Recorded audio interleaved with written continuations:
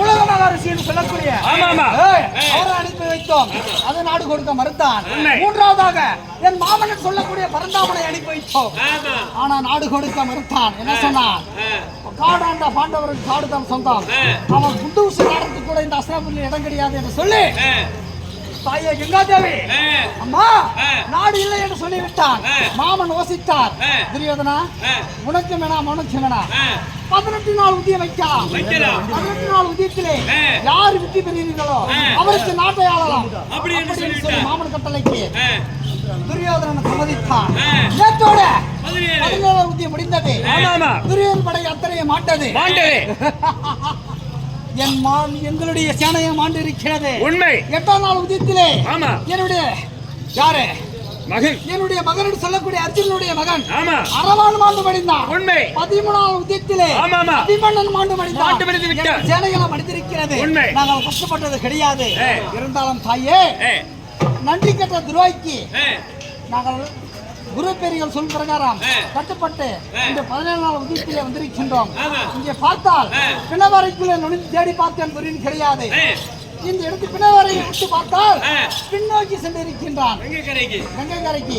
ஆனா தாயை பாட்டி இந்த கங்கை கரையில துரியோதனன் இருக்கிறானா இல்லையா?